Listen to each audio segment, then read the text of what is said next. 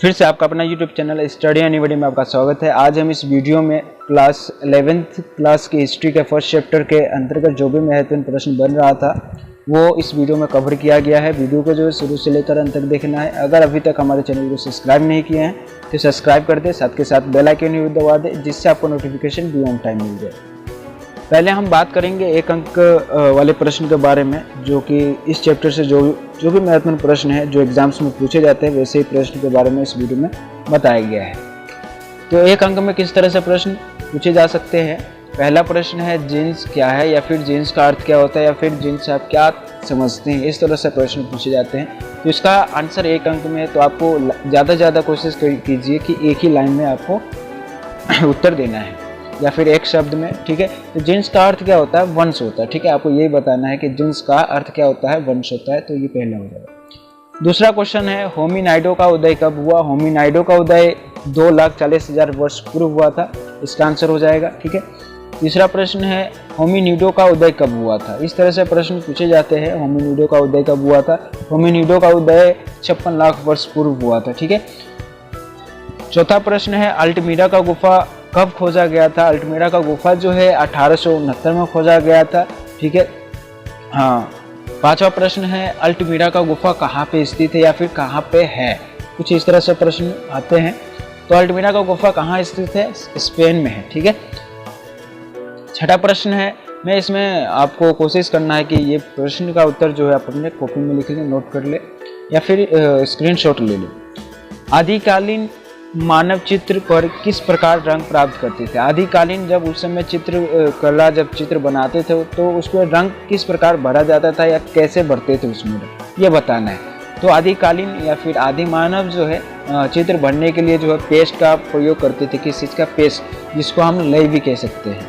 ठीक है, सातवां प्रश्न है जिन्हें हम मानव कह सकते हैं ऐसे प्राणी का उदय कब हुआ।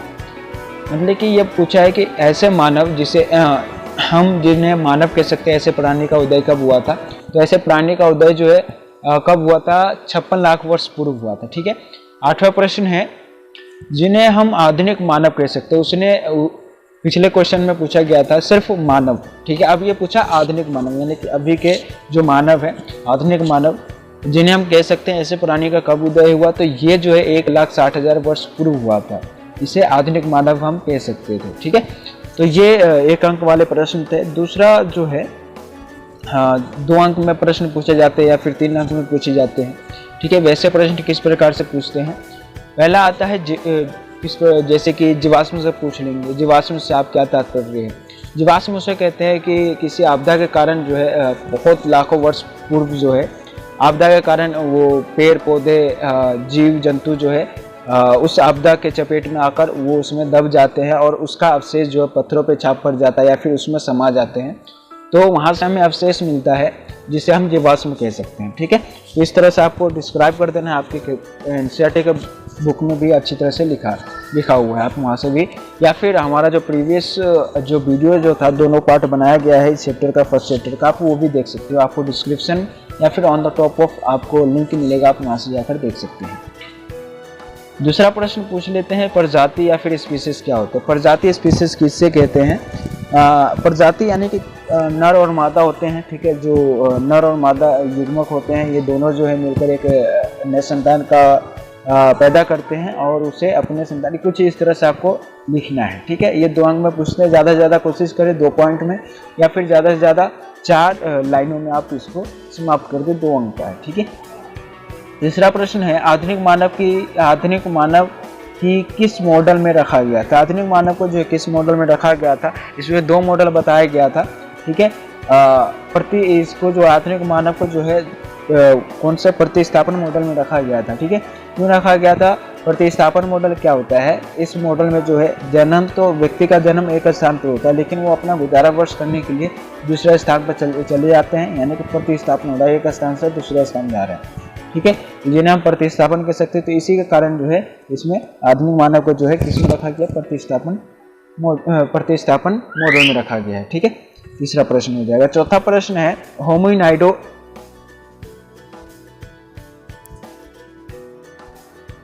चौथा प्रश्न है होमिनिड्स के दो महत्वपूर्ण जीन का नाम बताइए। ये बहुत बार पूछा गया है 2 अंक में। होमिनिड्स के दो महत्वपूर्ण जीन का नाम बताइए। होमिनिड का जीन यानी कि जिसे हम क्या कहते हैं, वंश कहते हैं, वैसे 2 क्या होमिनिड्स के महत्वपूर्ण जीन का नाम बताना है। इसमें आपको क्या लिखना है, पहले हो जाएगा ऑस्ट्रेलोपिथेक्स, दूसरा हो जाएगा होमो। ठीक है। 5वां प्रश्न है प्रजाति को परिभाषित कीजिए। वैसा ही बता देना है जो दूसरे प्रश्न में था वैसे ही। ठीक है। आप दूसरा जो इसमें प्रश्न पूछा यह 1 अंक का मान लीजिए। ठीक है। दूसरा जो है कैसे मानव प्रजाति को एक दूसरे से अलग किया जाता था। खोपड़ी के आधार पर करते थे, जीवाश्म के आधार पर करते थे, जहाँ पे जीवाश्म मिला है उसके यानी कि क्या कहते हैं, हाथों के आधार पर, हड्डियों के आधार पर। ठीक है। खोपड़ी के आधार पर, कुछ इस तरह से आप आंसर लिख सकते हैं। 6वां प्रश्न है ऑस्ट्रेलोपिथेक्स का उदय कब और कहाँ हुआ। ऑस्ट्रेलोपिथेक्स का उदय जो है कब हुआ था, ये 56 लाख वर्ष पूर्व हुआ था। ठीक है। कहाँ पर, ये दक्षिणी वाले भाग में हुआ था, यानी कि आप अफ्रीका कह सकते हो। ठीक है। 7वां प्रश्न, छठा तक ही था। इसके बाद जो है हम 4 अंक वाले प्रश्न आता है, उसको किस प्रकार से आपको लिखना है। मैंने लास्ट जो है पहले चैप्टर का दोनों पार्ट मतलब कि पहले बात कर चुके थे, उसके जो महत्वपूर्ण पॉइंट था, तो आप वो वीडियो जरूर देखें, उसमें सभी का आंसर मिल जाएगा आपको। उसमें केवल महत्वपूर्ण ही पॉइंट बताया गया है। ठीक है। तो इसमें 4 अंक के वाले प्रश्न में ज़्यादा से ज़्यादा कोशिश करें 4 से 5 पॉइंट लिखें, या फिर ज़्यादा से ज़्यादा एक पैसेज आप बना सकते हो 4 अंक में। ठीक है। क्या आया है, प्रश्न है चार्ल्स डार्विन की पुस्तक के बारे में विस्तार से बताइए। चार्ल्स डार्विन ने पुस्तक लिखी थी जिसका नाम था ओरिजिन ऑफ स्पीसीज। ठीक है। और ये जो है 19वीं सदी में लिखा गया था। ठीक है। 24 नवंबर 1800 कुछ में था, याद नहीं है। ठीक है। वो लिखा गया था। इसमें क्या बताया गया है, मानव का विकास जो है किससे हुआ है, जानवरों से हुआ है। उसमें इस प्रकार का दलील दिया गया है। तो आपको इसको अच्छे से 3-4 पॉइंट में बता दो, आपको 4 अंक मिल जाएंगे। कोशिश करें इसमें निष्कर्ष भी डाल दें। निष्कर्ष डालने से ये हो जाता है कि लिखे अच्छे से स्पष्ट हो जाता है उत्तर। दूसरा प्रश्न है प्राइमेट से आप क्या समझते हैं। प्राइमेट क्या होता है, प्राइमेट स्तनपायी प्रजाति होते हैं। ठीक है।